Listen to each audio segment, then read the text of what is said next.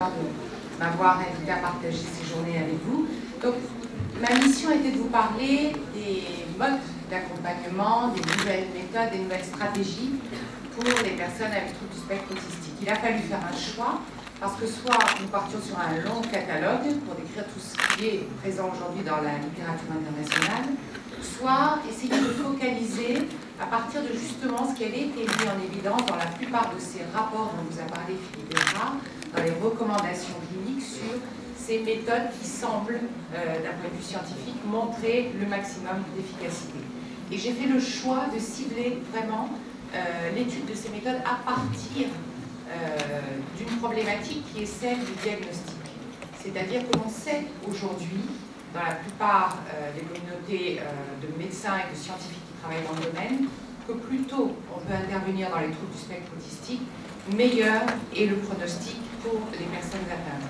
Donc je souhaite vous parler aujourd'hui non seulement des modalités d'accompagnement, mais avant les modalités d'accompagnement, avant que de traiter, que de soigner, il faut au moins détecter et diagnostiquer. Et l'ensemble de ces trois étapes doit être intimement lié pour une efficacité probante auprès des personnes.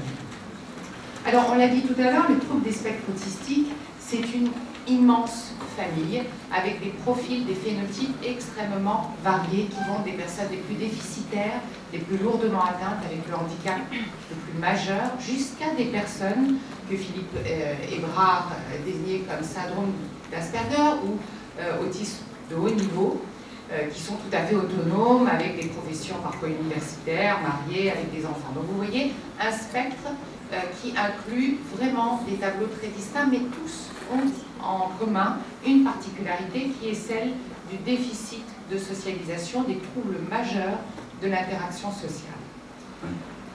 Alors, notre propos va donc être de cibler sur ces personnes qui ont un trouble du spectre autistique. Qu'est-ce qui les caractérise dans les 3 premières années de leur vie et que peut-on mettre en place très très tôt pour les améliorer? Et qu'est-ce que ça implique pour nous dans notre façon de procéder, dans notre pratique médicale quotidienne, et pas seulement médicale mais aussi éducative, et aussi toute l'implication de l'environnement proche et de la société auprès de ces personnes. Alors, focalisons sur le trouble de la socialisation. Qu'est-ce que c'est qu'un trouble de la socialisation et des interactions? Vous le savez, c'est l'absence d'intérêt, l'absence d'interaction avec l'autre. Alors, soit c'est une totale absence, soit il existe des prémices et une volonté d'interaction, mais elles sont tout à fait atypiques, ou en tout cas insuffisantes par rapport à celles qui sont mises en place dans le développement classique. Et l'une des façons de rentrer en relation les uns avec les autres, vous le savez, c'est la capacité que nous avons à nous reconnaître au travers du regard. Je donne toujours ce petit exemple qui est un exemple de l'équipe de Baron-Cohen, c'est-à-dire vous voyez, vous avez une forme géométrique, là, simplement une forme géométrique, un cercle avec 2 petits cercles, et puis 4 friandises autour. Votre cerveau, quand il voit cette figure géométrique, va focaliser immédiatement sur les 2 ronds centraux que vous allez analyser comme, bien sûr, des yeux et un regard. Et la direction de ce regard va vous faire interpréter, sur un mode de traitement cognitif de haut niveau, vous faire interpréter quelle est la friandise que préfère cette forme géométrique qui est la schématisation d'un petit bonhomme. Donc au travers simplement de ce qui ressemblerait à un regard, vous allez interpréter quelque chose que ressent une image d'une personne. Alors ça a été vraiment étudié dans la littérature et grâce à un outil que l'on appelle le eye tracking, qui est capable, vous le savez, de mesurer le temps de fixation du regard sur un point donné et la direction du regard. Ces méthodes-là ont été utilisées d'abord en marketing, vous savez, pour savoir, par exemple, lorsque vous rentrez dans un supermarché, quelle est la marque de céréales qui vous intéresse le plus. Eh bien, on va eye-tracker votre regard et on va regarder combien de temps vous passez à explorer le rayon des céréales et quel est celui qui va vous attirer le plus. Et on va en déduire comme ça quel est le produit, quelles sont les caractéristiques du produit les plus attractives. Ça a été utilisé aussi dans la sécurité routière. On a eye-tracké le regard pour définir comment le conducteur prenait ses repères sur la route, les effets de la fatigue, et on l'a utilisé enfin dans les troubles mentaux et les troubles psychiques, notamment dans la schizophrénie et dans l'autisme. Et dans l'autisme, on s'est aperçu que, effectivement, les personnes avec troubles du spectre autistique ne regardent pas les autres sur la même modalité. C'est-à-dire que le contact oculaire que l'on fait spécifiquement lorsqu'on est en interrelation, il est différent dans l'autisme. Ou en tout cas, il est d'une qualité amoindrie. Est-ce que c'est une flèche?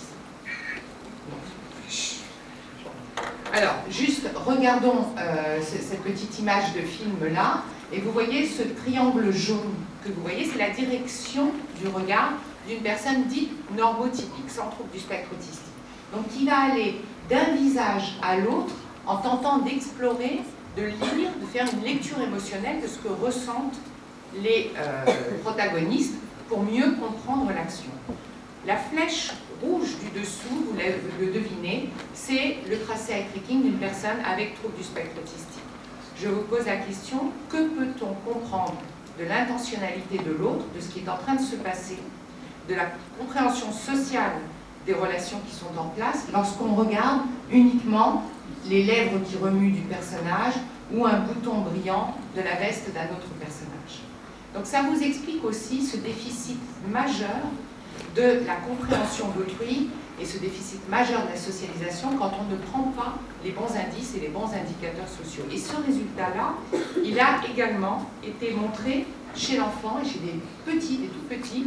Cette première étude d'Amy Klein en 2008 l'a démontré chez des enfants qu'on appelle à haut risque, c'est-à-dire des enfants frères ou sœurs d'un enfant déjà autiste. Vous savez que le risque relatif de développer un trouble du spectre autistique quand on a déjà un frère ou une sœur est nettement plus élevé qu'en population générale. Il est aujourd'hui perçu aux alentours de 18 à 20%. Donc ce sont des enfants que l'on regarde de très très près, dont on suit l'évolution de très près pour essayer vraiment de délimiter les premiers signes cliniques qui pourraient nous orienter vers l'expression d'un trouble du spectre autistique. Eh bien, les enfants qui présentaient des anomalies dans le regard auprès, enfin dans leur regard sur le visage d'autrui, et notamment ici, vous le voyez, la petite croix verte est en train de vous montrer là où focus, là où vraiment regardent les enfants avec risque de trouble du spectre autistique, c'est-à-dire vers les lèvres et non pas vers le regard. Si je vous avais montré la slide des enfants normotypiques, eh bien le petit point vert, vous l'auriez vu à ce niveau-là, au niveau du triangle qui concerne le regard. Et lorsque Amy Klein a fait l'étude de suivi, puisque ces enfants avaient 15 mois, il a fait une corrélation très très nette entre les anomalies du regard au eye tracking et vraiment l'installation du trouble du spectre autistique à 36 mois. Et cette étude-là a été répliquée même chez les bien plus jeunes, aux alentours de 12 mois. Ce qui veut dire que déjà on a des indicateurs présumés de risque, de haut risque de développement de ce type de trouble. Alors aujourd'hui, pourquoi faut-il faire un diagnostic précoce?